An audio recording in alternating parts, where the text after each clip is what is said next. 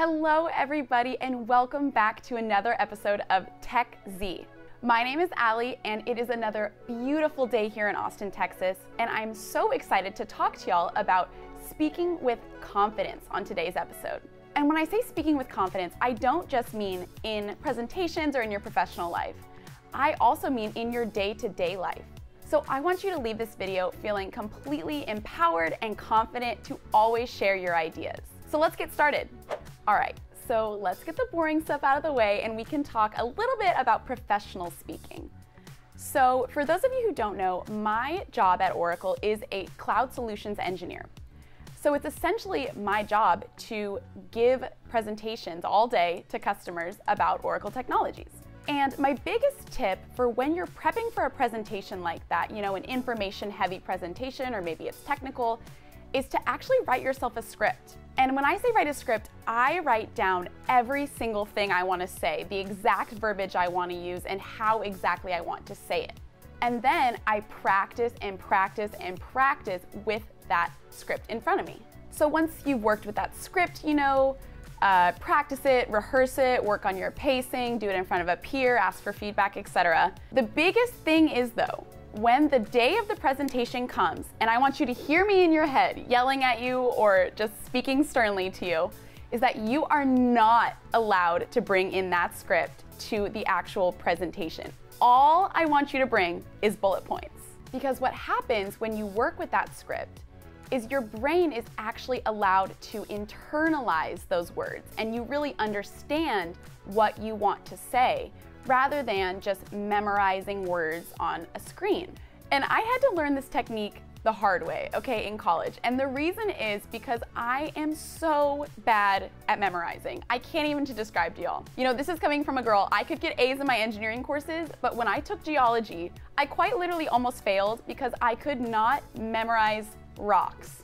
And y'all are laughing at me through the screen, I know, but I realized that when I actually understand something and I understand what's happening and why it's happening, I can be so much more successful. And so I apply that to my presentations. So when you bring in just bullet points, you know, just those visual cues or cues for your brain, what happens is your words sound super natural and polished and you quite literally exude confidence. And you can give a great presentation. And the best part about using just bullet points after you've really internalized that script is that when you make a mistake, and mistakes will happen, mistakes happen at every single presentation ever, but when you know exactly where your presentation is going and what you're trying to say, your audience can usually never tell that there was a mistake. So this is a super, super great technique for making your presentations exude confidence. So let's now talk about filler words. And this is something I'm super passionate about, but I'm actually still working on myself. So I know y'all have definitely heard about filler words like or you know, stuff like that. But what I really want to talk about are statements like just, or if not, no worries, or sorry, or especially unnecessary exclamation points and smiley faces. And this is especially true as a female working in corporate tech.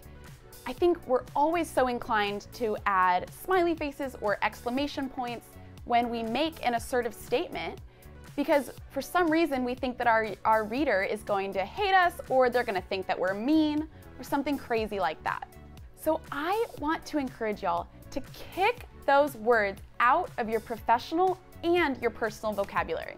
You don't need to apologize for asking a question. And you don't need to add an exclamation point or a smiley face when you make an assertive statement. You know, okay, for example, hey, so sorry for bothering you. I just have a quick question. No worries if you can't get back to me in time. No. Hey, I have a question I'd like to ask you.